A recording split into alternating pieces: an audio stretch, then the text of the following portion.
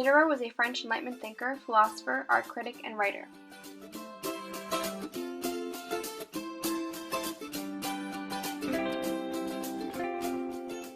He attended the University of Paris and was awarded a Master's of Art degree.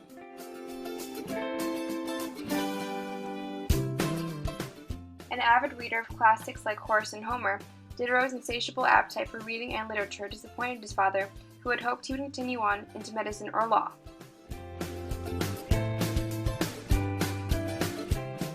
Instead, Diderot lived the life of a bohemian, bouncing from tutorships, freelance writing gigs, and so forth. By 1743, he married Antoinette Champion, but later ditched her for Madeleine de Pusieux, a fellow writer. Some influences on him include John Locke, who challenged conventional morality, which I'll get more into later, Miguel de Cervantes, who we all know from our previous units, and Machiavelli, who had a very rationalist way of thinking, as we all know.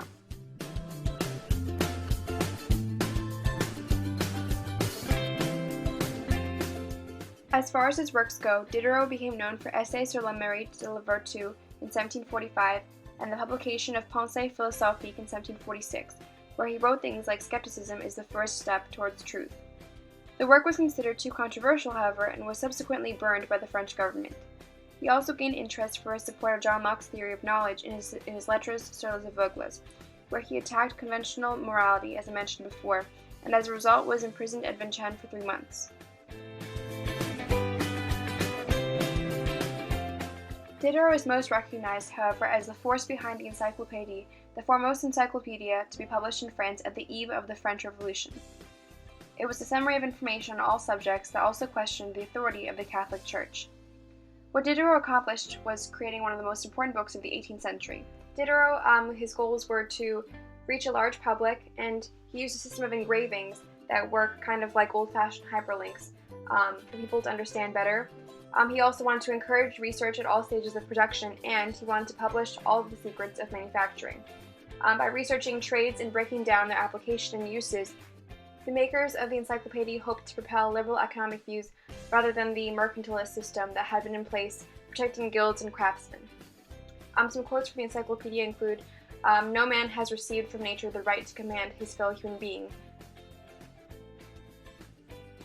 which kind of clearly states his opposition to absolutism.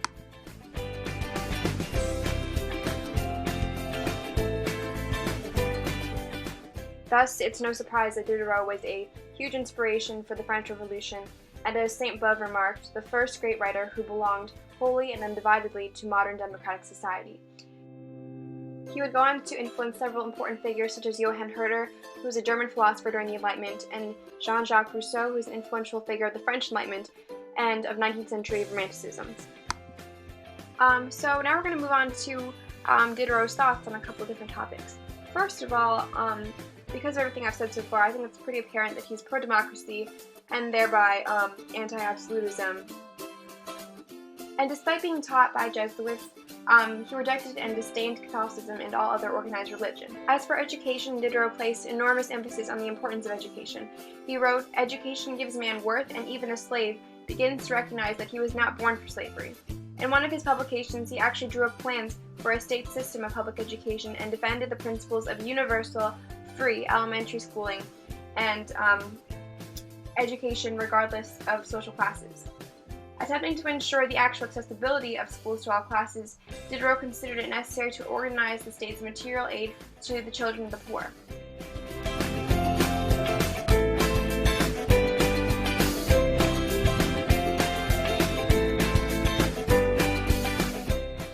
He was also opposed to the system of education that prevailed in Europe at the time, with its classicism and verbalism. He put physics, mathematics, and the natural sciences in the foreground. As for mercantilism, as I said before, he was against it and had more liberal economic views. He was also a huge humanitarian, which is pretty kick-ass, and he openly opposed slavery and believed in the rights of peasants and serfs. And so yeah, Diderot was kind of a really big deal, super influential, and probably the best thinker of the time. Thanks guys for watching this campaign video. He got Europe like whoa, vote Diderot.